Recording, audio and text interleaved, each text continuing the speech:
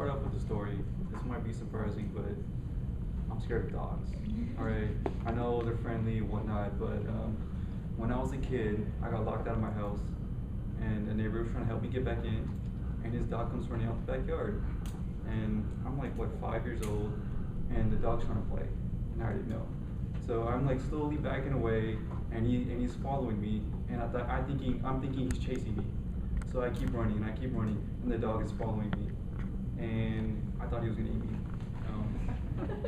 Oh, luckily the owner took notice. You know, he sent the dog back in the backyard, and I was good to go. So, luckily for me, there's no problem. I was safe in like a few minutes, but that's not the case for many people in South Dallas. There's 9,000 dogs a year who roam South Dallas, and they're rabid. They bite people. They're homeless. They don't have anywhere to go, and it's becoming a problem. So this is Antoinette Brown. She is a victim of rabid dogs in South Dallas. She lives there, and she was just taking a walk on a normal day. She happened to venture in an area where there were stray dogs staying. She was attacked by 9 dogs, and in the news article it's described as she was eaten as if she was viewed as a piece of steak. So, I mean, it's a horrifying image. When you think of a dog, you think of a friend. But in South Dallas, a lot of people, they don't view it that way. These dogs are their enemies. And there's already a lot of homeless people roaming the streets, and then when you add dogs, rabid dogs to the situation, it just takes it up a level. So I was lucky to get away, but Antoinette Brown, she suffered from the dog. She was eaten, and it's becoming a problem. So our team is from Boston Consulting Group. My name is Amir, Aziz. This is Sunny. This is Erick, and this is Leon. This is Erick. So we're with Boston Consulting Group. We're working on a solution to the stray dog problem in South Dallas. Just a way to raise awareness of the problem that many people don't know about, and presenting a solution on how we can attempt to fix it. I'm gonna pass it off to Sunny. She's gonna go more into details about the stray dog problem.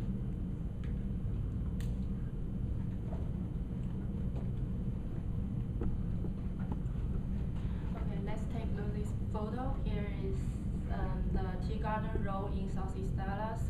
And whenever you pull your car over there, even with window rolled up, you can still smell the rotting flesh. For years, people pitch their waste over there, and also they found the dog alive or dead. Nowadays, people always say dogs are our family or our best friends. I have questions. Would you like to see your family or dogs, family or friends are put in a plastic bag and dumped on the shoulder of road? Or would you like to see your friends are going to be crazy and bite people on the road? My answer will be not, absolutely. And many reasons make stray dog problem go worse and worse in South Dallas. Here is the map shows where the most serious dog bites happen in Dallas, and the different color of points means different level of income for the neighborhood.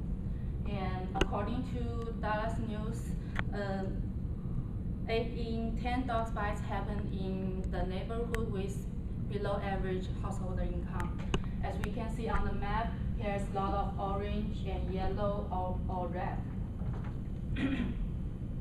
And I think a lot of them are on the south area. And the second reason for the stray dog bites people is non-spaying and neutering.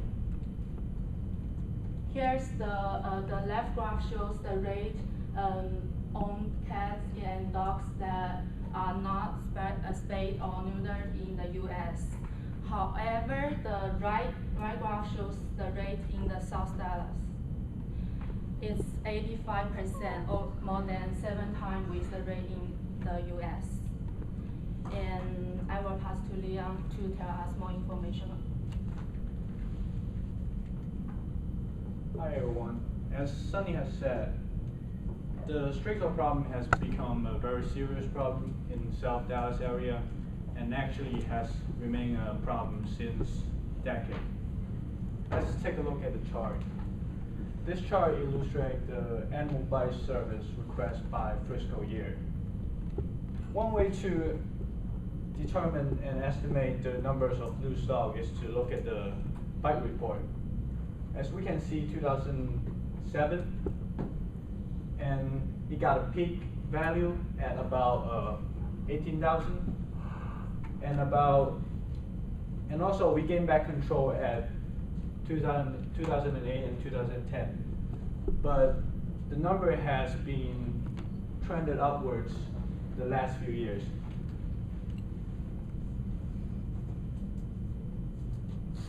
And this chart shows how much city spend per residence on animal service. Dallas is here, and we still got further to go. And for years, the city doesn't pay much on animal service. And animal service has hired, Dallas City Animal Service has hired 22 animal control service officers in the last few months, since November, and now has 34 in total. But it's very hard to find good candidates because the job is in demand, but also it doesn't pay well.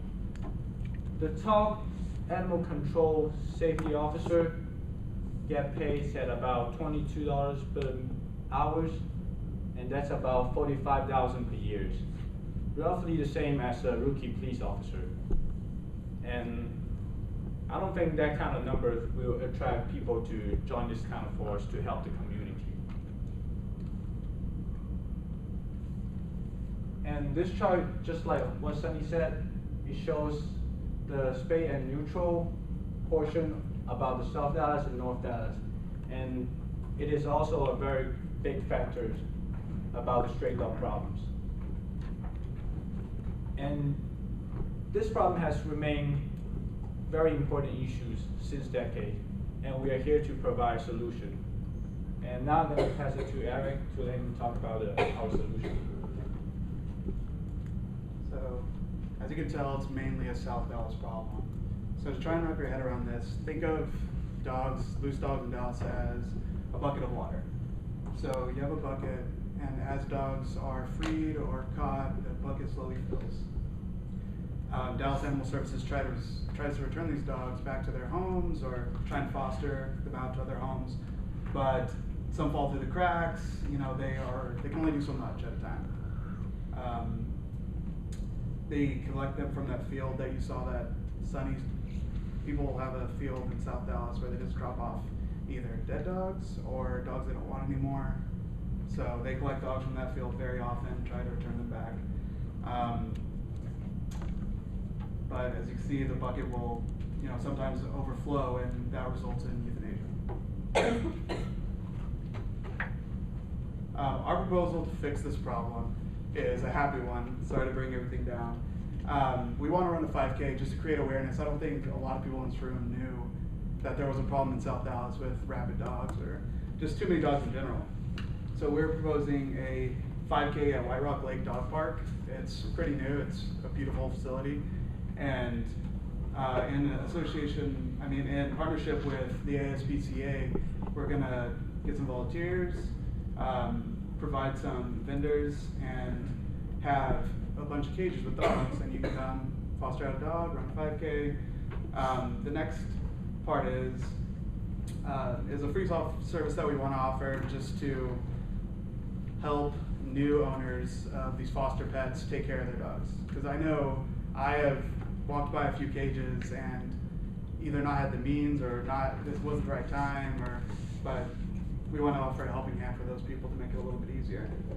We also want to create a network throughout neighboring cities, whether it's Fort Worth, Oklahoma City, even North Dallas, to help. We also just need more money in general for the Dallas police to either enforce against dumping in this field, because it's very obvious, or just to have more dog catchers in general. I'm going to pass it to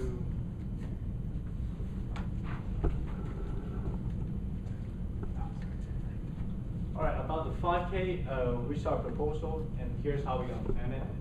Since it's animal activities, animal events, so we're sure that's gonna attract a lot of pet person. So PetSmart, Pet Supplies Plus, and Petco is gonna be our sponsor. And we're also gonna set up pop-up store for this company so they can sell their product to the pet lover, for the people who take care of their dogs.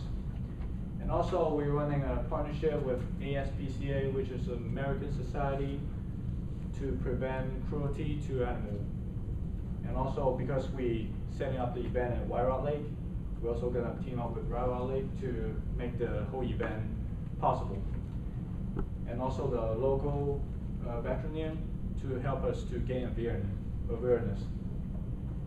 And about the equipment, all the equipment will be supplied by ASPCA. That's part of their routine to help people doing that, to raise awareness for people to take care of their own animals.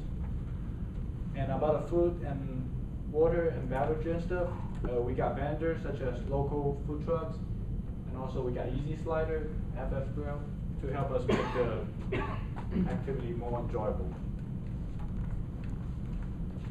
And let's talk about the marketing part. We will just focus on basically we will most focus on the promote part, and our target audience is local people. So for the mature core, we will focus on the local newspaper. We're gonna post some advertisement on the local people such as Dallas News, Dallas Morning News, and Dallas Observer. And for the younger people, they used to use internet, social media. So before the event start, we're gonna promote on the Facebook for the event. And during the event, we will have the Twitter hashtag Adopt Not Shop, and for the and also the Snapchat filter is make the event more interesting for younger people. And we will pass to the. Okay, so let's talk about the budget for this. We want to keep this event fairly local and fairly organized within the community. This is a community problem. Whether you live in North Dallas or South Dallas, it's all the city of Dallas. So our objective is to have the funds raised and have the funds the event put together just by sources within the community. So we're partnering with White Rock Lake to help us coordinate the event, and that goes for facilities, parking, and things like that. For marketing, that's really one of our biggest, or a solid cost for us, just because there's really not an organization that can contribute to that. So that's something that we'd be paying for out of pocket through fundraising. Like Sunny said, we're going to use the Dallas Morning News and Dallas Observer, and to kind of put out the word about the event, just for some of the older folks in Dallas, because we find that a better way for them to learn about the event. And then just through social media, internet, Facebook, things like that, that's relatively low cost. And hits a lot of users, especially in the lower age segment of Dallas. So that covers our marketing aspect. White Rock Lake is helping us with the facility rental, as far as parking and whatnot. And then we need police officers just to control the flow of people at the event, just make sure there's no security problems and whatnot.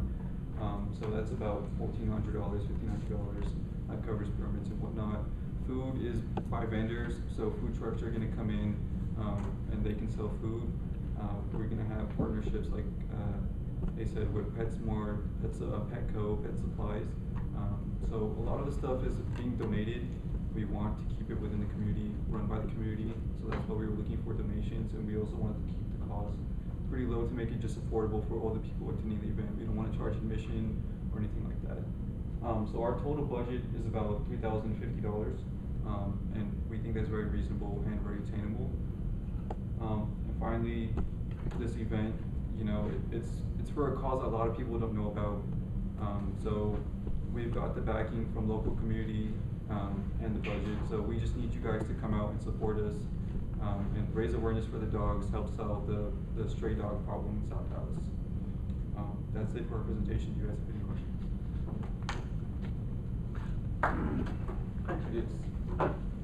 So what are you asking from the Chamber of Commerce? The What are we asking? $3,000 startup fund, or? Oh, that's just the cost that we can't particularly fundraise for. So those are just donations that we have. Those are incoming donations, but that's what the donations are going to be used for.